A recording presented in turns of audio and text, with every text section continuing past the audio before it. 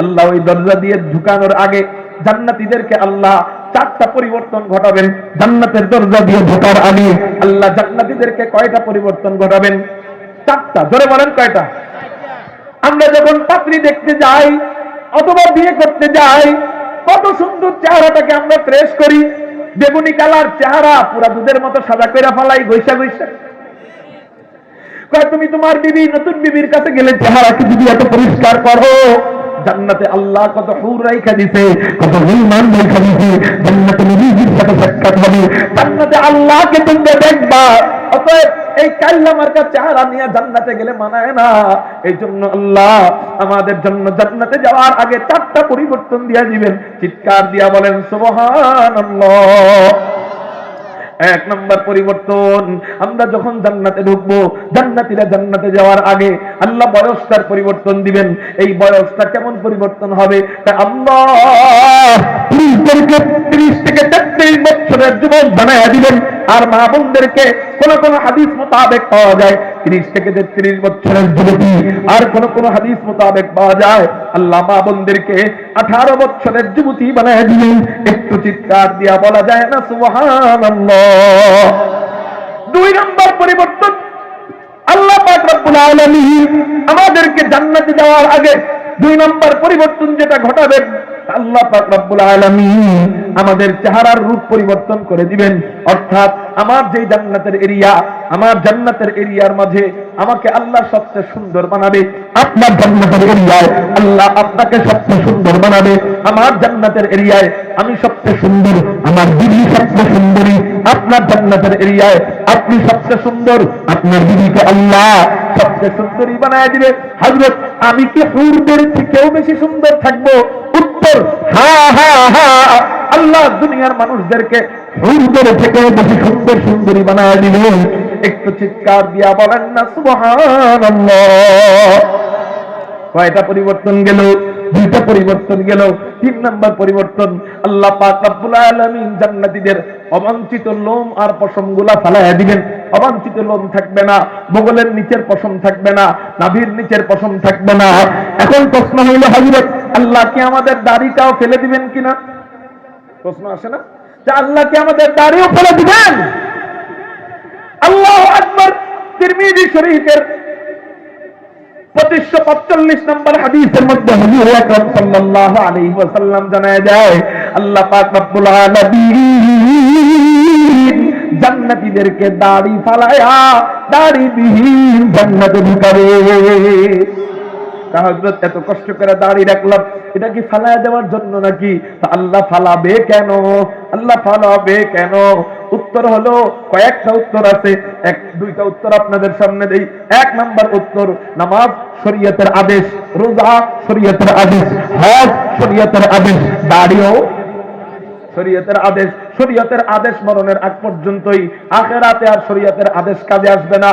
আখিরাতের আজ শরীয়তের নতুন করে আদেশ দেওয়া হবে না। অর্থাৎ জান্নাতে নামাজ নিয়ে যাওয়ার দরকার নাই। নামাজ সব দুনিয়াতে, কবরে নামাজ নিয়ে যাও ঠিক আছে, কিন্তু জান্নাতের ভিতরে ঢোকার সময় আর নামাজের দরকার নাই, জান্নাতের ভিতরে রোজার দরকার নাই, জান্নাতের ভিতরে হজের দরকার নাই। এই জন্য আল্লাহ বলবে, যেহেতু এটাও শরীয়তের হুকুম, আর হুকুম ছিল তুমি মারা যাওয়ার আগ পর্যন্ত, এখন আর এটার দরকার নাই, যাও যাও যাও, আমি আল্লাহ তোমার দাড়ি কাইটা দাড়িবিহীন জান্নাতে ঢুকায় দিলাম। এই হলো একটা কারণ। 2 নম্বর কারণ মুহাদ্দিসিনে কেরাম বলেন, 2য় নম্বর কারণ বলে আল্লাহ বলবে বান্দাকে, ও আমার বান্দারা, তোরা দুনিয়াতে দাড়ি রাইখা আমাকে খুশি করছস, আমার রাসূলকে খুশি করছস, এবার জান্নাতে তোরা যাবি, এখন আমি তোদেরকে খুশি করব। দুনিয়াতে দাড়ি রাখার কারণে তোর এলাকার মানুষরা তোরে বুড়া বুড়া বইলা চাটাইতো, তোর বন্ধু বান্ধব স্কুলে তোরে জ্বালাইতো, স্কুলে তুই দাড়ি বড় বড় নিয়ে যাইতে পারতি না, বন্ধু বান্ধব তোরে কান্দাইতো, তুই কনসার্টে ঢুকতে পারতি না, দাড়ি লম্বা থাকার কারণে মেয়েদের আসরে বসতে পারতি না, দাড়ি লম্বা করা থাকার কারণে ইফটিজিং করতে পারতি না, কত মনে চাইতো দাড়িটা কাটতে, কিন্তু আমার মহব্বতে, আমার রাসূলের মহব্বতে কখনো তুই খুর লাগাস নাই, এক মুষ্টির নিচে কখনো কাটস নাই। যা যা যা, দুনিয়াতে তুই আমারে মোহাব্বত দেখায়া দাড়ি রাইখা খুশি করলি, জান্নাতে এবার খুশি করার পালা হলো আমার। আমি আল্লাহ তোর উপর খুশি হয়ে দাড়িবিহীন বানাইয়া দিলাম, এবার দাড়িবিহীন আমি আল্লাহ তোদেরকে জান্নাত দিয়ে খুশি করে দিলাম। মুহতারাম হাজিরিন, দাড়িওয়ালার দাড়ি কাটবে, রাগ করবেন না, বুঝানোর জন্য বলতেছি, দাড়িওয়ালার দাড়ি কাটবে, আর দাড়ি যার নাই তার যে কি কি কাটবো এটা জাহান্নামে ফেরেশতাকে জিজ্ঞামো, ভাই আমাকে কোন হান্দা কাটবেন, ঠিক ভাবে ঠিক আমাকে কোন কোন জায়গায় কাটবেন এটা জিজ্ঞাসা কি ভাই, তাহলে দাড়ি রাখার দরকার আছে না নাই? হ্যাঁ, আজকে কিছু নতুন যুবক ওয়াদা দিতে পারে না যে হযরত নবীজির জন্য যেখানে আমরা জীবন দিয়ে দিতে পারি সেখানে নবীজির জন্য একটা অঙ্গ আমরা দিয়ে দিব আজকে ইনশাআল্লাহ, আর জীবনে দাড়ি কাটবো না। রাজি আছি কারা কারা? আল্লাহু আকবার বল। পলাইতে গেছিল আর কি, তো পলাইতে যখন গেছিল তো ভাইগনা খালি গেমস খেলে, যেহেতু শিক্ষামন্ত্রী তার সব জায়গায় গেলে একটু শিক্ষা নিয়ে চিল্লানো দরকার, তো ওই জায়গায় যায় ভাইগনা গেমস খেলে, ভাইগনারে কইতেছে এই ভাইগনা গেমস খেলো কেন, একটু পড়তে বসো। তো ভাইগনা মনে মনে কয় আসছো আমাকে বাড়িতে পলাইতে, আর এখানে আইসা তুমি শিক্ষামন্ত্রীগিরি করো, তোমার শিক্ষামন্ত্রীগিরি আমি ছুটাইতেছি। ফোন করে 99 ফোন দিয়ে কয় স্যার আপনারা দীপমণিকে খুঁজতেছেন? কয় হ্যাঁ। কয় উনি তো আমার বাড়িতে আছে, আসেন চলে আসেন, ধরে নিয়ে যান। মুহতারাম হাজিরিন, ঘটনাটা হাস্যকর মনে হলেও এখান থেকে বড় শিক্ষা আমাদের আছে। আমাদের সন্তানদের হাতে যদি আমরা মোবাইল দেই ছোট্ট সময়ের থেকে, এই মোবাইল থাকার কারণে এই বাচ্চাটা এতটাই আসক্ত হয়ে যায় মোবাইলের প্রতি, তখন আপন খালাকেও খালা মনে করে না। আরে আমরা তো আমাদের খালাদের জন্য জীবন দিতে প্রস্তুত হয়ে যাই, কারণ মায়ের পরেই আমরা খালাকে স্থান দিই। তো আপন খালাকেও তখন খালা মনে করে না, আপন মাকেও মা মনে করে না, আপন বাবাকেও বাবা মনে করে না, ঠিক না ঠিক? এজন্য আগে আমাদের ঘর থেকে এই মোবাইল নামাইতে হবে। কাহুজুর এটা সম্ভব না, তো সম্ভব যদি না হয়, যেহেতু প্রয়োজন সেহেতু আপনি সীমিত আকারে চালান। আপনি বাড়িতে যখন যাবেন মোবাইলটা কাছেই রাখবেন না, আলমারিতে ঢুকায় রাখেন, যখন ফোন আসবে তখন হাতে নেন। বাচ্চাদের সামনে দিবেন না, খানা খাওয়াইতে বসায় মোবাইল দিবেন না, ওই যে খানা খায় না দেখে মোবাইল একটা ছেড়ে দিই, টিভি একটা ছেড়ে দিই। মুহতারাম হাজিরিন, এই জন্য ওর পর্যাপ্ত পরিমাণ ওই খাবারের যে চাবান, দাঁত দিয়ে যে চর্বণ করে খাবারটা যে চাবায়, এই চাবানোর পরে শরীরের ভিতরের যে ওই খাবার থেকে পর্যাপ্ত পুষ্টি যাওয়ার দরকার, ওই মোবাইল দেখা টিভি দেখা খানা খাওয়ার কারণে ওইটা চাবায় না, অমনি গিলে ফেলে, আর গিলে ফেলার কারণে পর্যাপ্ত পরিমাণ পুষ্টি না পেয়ে বাচ্চাটা আস্তে আস্তে বড় হয়। ফলশ্রুতিতে দেখা যায় আগের জামানার 70 বছর একজন বুড়া, সেই বুড়া গাছ কাটতে পারতো, কিন্তু বর্তমান জামানার 20 বছরের একটা ছেলের হাতে একটা কোদাল দেন অথবা কুড়াল দেন, দুইটা বাড়ি দিবে গাছে আর পড়ে যাবে। শক্তি কম, ছোট্ট সময়ের থেকে শক্তি কম। কেন? এদের মূল পুষ্টির যে উৎস খানা, এই খানাটা এরা যে খায় এই মোবাইলের নেশায়, টিভির নেশায়, এরা ভালো মতো চাওয়ায়ও না। এগুলা তো দুনিয়াবি হিসাব, দুনিয়াবি কথা, ওই কথা নিলে বাদই দিলাম। আখিরাতের কথা যদি বলি, আপনি মোবাইল যদি সরাইতে নাই পারেন, আপনাকে অনুরোধ করব একটা বয়স পর্যন্ত আপনার বাচ্চা আপনার কথা শুনবে, সেই বয়সটা হলো 12-13 বছর পর্যন্ত। এরপরে বেয়াদব হয়ে যাবে, শুনবে না। এই 12-13 বছর বয়সের আগে আপনার বাচ্চাকে নামাজি বানান। কেমনে? আমিও মসজিদে যাব, আমার বাচ্চাটাকে আমি মসজিদে নিয়ে যাব। বলেন, আমিও মসজিদে যাব, আমার বাচ্চাটাকে আমি কোথায় নিয়ে যাব? হুজুর, বাচ্চাদেরকে মসজিদে নিয়ে গেলে ওরা তো অনেক দুষ্টামি করে। আমি বলবো বাচ্চারা দুষ্টামি করবে না তো আপনার খালু দুষ্টামি করবে? দুষ্টামি তো বাচ্চারা করবেই, কিন্তু হুজুর দুষ্টামি করলে নামাজে ব্যাঘাত ঘটে, এতে গুনাহ হবে না? না, গুনাহ হবে না। কেন? দলিল, হুজুর আকরাম সাল্লাল্লাহু আলাইহি ওয়াসাল্লাম নামাজ পড়তেন, হাসান হুসাইন কাঁধে উঠে যেত, নবীজি তাদেরকে সরায় দিতেন না, রুমের বাইরে পাঠিয়ে দিতেন না, মসজিদের বাইরে পাঠিয়ে দিতেন না। নবীজি সিজদা দেওয়ার সময় ওরা ব্যথা পাবে কিনা নামাজের ভিতরেই ওদেরকে নামায়া এরপরে নবীজি সিজদা দিতেন। আবার নবীজি যখন দাঁড়াইতেন তখন আবার ওরা কাঁধে উঠে যেত। মুহতারাম হাজিরিন, তারপরে যদি নবীজির ব্যাঘাত না হয় নামাজে, আমরা কি নবীজির চেয়ে বড় আল্লাহওয়ালা হয়ে গেছি?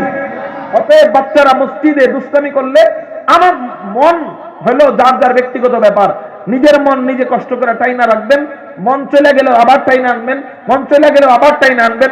আল্লাহ পরিপূর্ণ এক আল্লাহওয়ালা নামাজের সওয়াব দিয়ে দিবে। কিন্তু বাচ্চাদেরকে যদি আমরা তাড়ায় দেই, এই বাচ্চারা মসজিদকে জেলখানা মনে করবে, ওই মসজিদে আর আসবে না। আর বাচ্চাদেরকে যদি মসজিদটাকে খেলার মাঠে রূপান্তরিত করতে পারি, একদিন ওই বাচ্চারা এই মসজিদের মুসল্লি হিসাবে দাঁড়াবে, ঠিক না বেঠি? এই জন্য আমরা এই গাজীপুরের এই অঞ্চল, জায়গার নাম কি, বাওয়াল মির্জাপুরের এই মুসলমানদের থেকে সারা বিশ্ব যেন একটা মেসেজ পায়।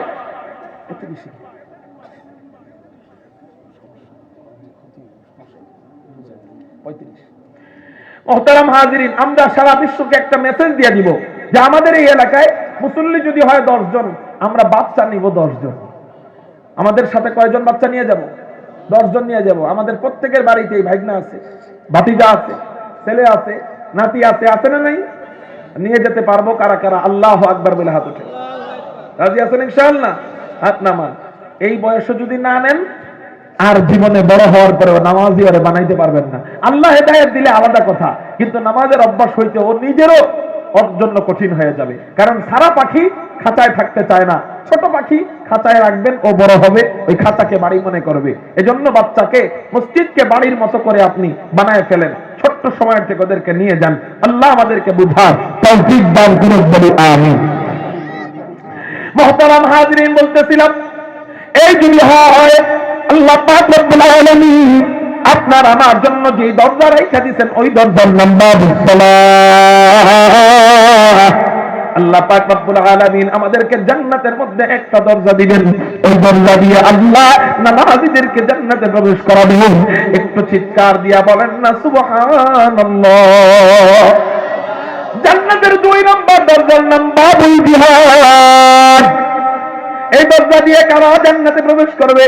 বলে যারা জিহাদ করবে, আল্লাহর জন্য যারা জিহাদ করবে, ইসলামের জন্য যারা জিহাদ করবে, দেশকে হেফাজত করবার জন্য যারা জিহাদ করবে, সন্ত্রাসের বিরুদ্ধে যারা জিহাদ করবে, চাঁদাবাজির বিরুদ্ধে যারা জিহাদ করবে, আল্লাহ পাক রব্বুল আলামিন তাদের জন্য জান্নাতে সুবিশাল একটা দরজা রেখে দিয়েছেন। ওই দরজার নামও বাবুল জিহাদ। এই দরজা দিয়ে আল্লাহ আমাদেরকে জান্নাতে প্রবেশ করাবেন। একটু চিৎকার দিয়ে বলেন না সুবহানাল্লাহ। মজার কথা আপনাদেরকে শোনাই। আপনি বলতে পারেন হযরত জিহাদের সুযোগটা আমাদের নাই, আমরা চাইলেই তো আর জিহাদ করতে পারতেছি না, আমরা চাইলেই তো আর নবীর জন্য রক্ত দিতে পারতেছি না, আমরা চাইলেই তো আর আল্লাহর জন্য যুদ্ধ করতে পারতেছি না। কারণ জিহাদের সুযোগ লাগে, জিহাদের এলাকা লাগে, জিহাদের শর্ত শারায়াত লাগে। এই শর্ত শারায়াত যেহেতু নাই, তো হযরত আমরা চাইলেই তো আমরা জিহাদ করতে পারতেছি না। তো আল্লাহ আমাদের জন্য জান্নাতে কি বাবুল জিহাদ নামক দরজাটা রাখেন নাই? এই আমার দিকে, আমরা চাইলেই কি করতে পারতেছি না? বলেন না, জিহাদ করতে পারতেছি। তা আল্লাহ আমাদের জন্য কি বাবুল জিহাদ রাখবেন না?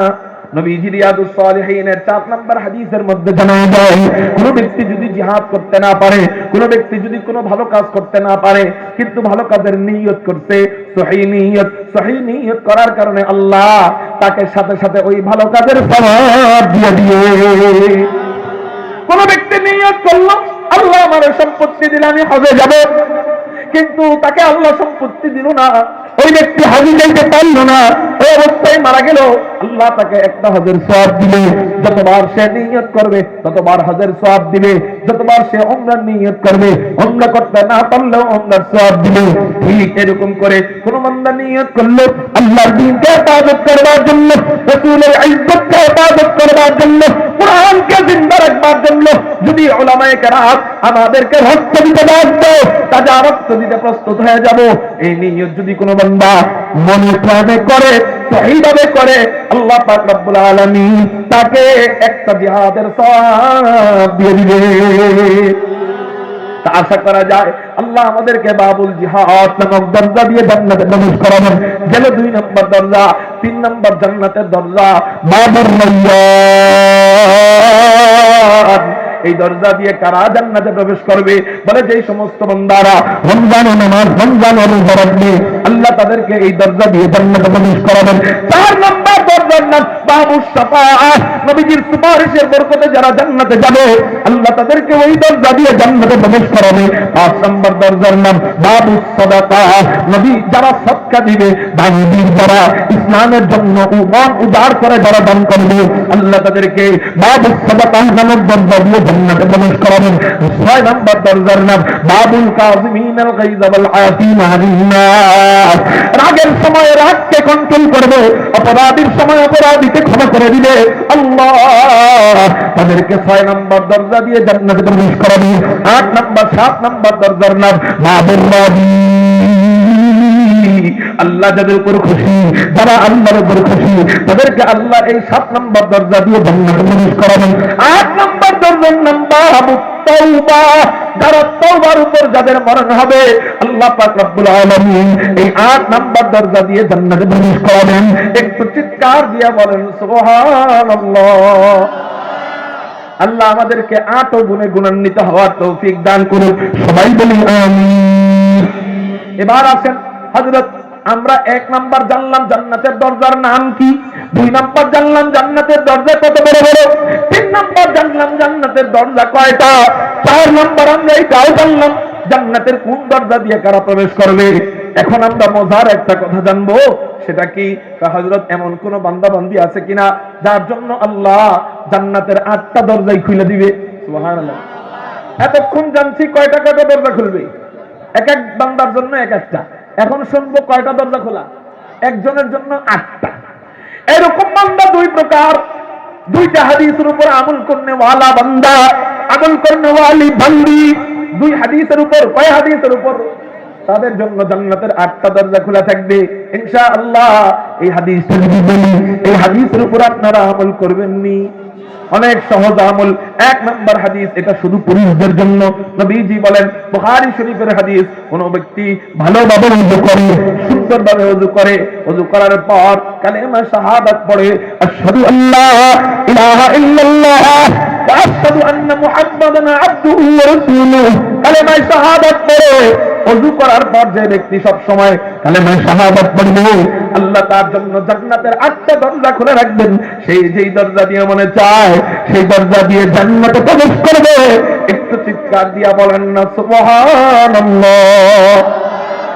এটা হলো পুরুষদের জন্য। ইনশাআল্লাহ এই ছোট্ট আমলটা সবাই করব নি? আমলটা বড় না ছোট? সওয়াব কম না বেশি? কত বেশি? কয় 8টা দরজা খুলে রাখবে। 8টা 40 বছরের সমান এক একটা দরজা, এরকম 8টা খুলে রাখবে। এই আমলটা পুরুষদের জন্য। এবার আসেন আরেকটা আমল, তিরমিজির হাদিস, এটা শুধু মহিলাদের জন্য।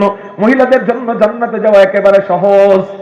ঘরে থাকবে, এই 4টা গুণ অর্জন করবে, বাস তার জন্য জান্নাতের 8টা দরজা খোলা। 1 নাম্বার গুণ, قال رسول الله صلى الله عليه وسلم اذا صلت المرأة خمسها, 5 ওয়াক্ত নামাজ পড়বে। ধরে বলেন কয় ওয়াক্ত নামাজ পড়বে? মা বোনরা কয় ওয়াক্ত নামাজ পড়বে? আমার সাথে মুখস্থ করবেন। 2 নাম্বার, ওয়াসামাত শাহরাহা, রমজানের রোজা রাখবে। বলেন 2 নাম্বার কি করবে? 3 নাম্বার, ওয়া হাফিজাত ফারজাহা, লজ্জাস্থানকে হেফাজত করবে। ধরে বলেন 3 নাম্বার কি? লজ্জাস্থানকে হেফাজত করবে। 4 নাম্বার, ওয়া আতাআত যাওজাহা, স্বামীর অনুগত থাকবে। স্বামীর মুখে মুখে কথা বলবে না, স্বামীর সাথে বেয়াদবি করবে না। স্বামী একটা ধমক দিয়ে বসলেও 5টা ধমক তাকে দিবে না। স্বামীর গীবত বন্ধু বান্ধবের কাছে, বান্ধবীদের কাছে করবে না। স্বামীর বদনাম বাপের বাড়ি যায় করবে না। অর্থাৎ এক কথায় স্বামী যেমনে বলে অমনে চলবে। এই 4টা গুণ। 1 নাম্বার 5 ওয়াক্ত নামাজ পড়া, 2 নাম্বার রমজানের রোজা রাখা, 3 নাম্বার লজ্জাস্থানকে হেফাজত করা, 4 নাম্বার স্বামীর অনুগত হওয়া। এই 4টা গুণ যেই মহিলা অর্জন করবে আল্লাহ পাক রব্বুল আলামিন তাকে বলবে ইলাহা ইদখুল জান্নাতা মিন আইয়ি আবওয়াবিল জান্নাতি শি'তি। ও মহিলা, তোমার জন্য জান্নাতের 8টা দরজাই আমি আল্লাহ প্রস্তুত করে রাখছি। তোমার যেই দরজা দিয়ে মনে চায় সেই দরজা দিয়ে জান্নাতে চলে যাও। তাহলে আমরা আলহামদুলিল্লাহ আমরা আমাদের মা বোনদেরকে এই 4টা গুণে গুণান্বিত করতে পারবো তো ইনশাআল্লাহ? আল্লাহ তুমি তৌফিক দাও। তাহলে আমরা দরজা সম্পর্কে 5 নম্বর তথ্য জানলাম। কয় নম্বর তথ্য? সেই তথ্য কি? মানে সবগুলা দরজা দিয়ে কারা প্রবেশ করবে। দরজা সম্পর্কে 6 নম্বর তথ্য বলে আমার বয়ান শেষ করব। মনে হয় আপনাদের অনেক কষ্ট হইতেছে, এজন্য এই তথ্যটা বলেই বয়ান শেষ করব।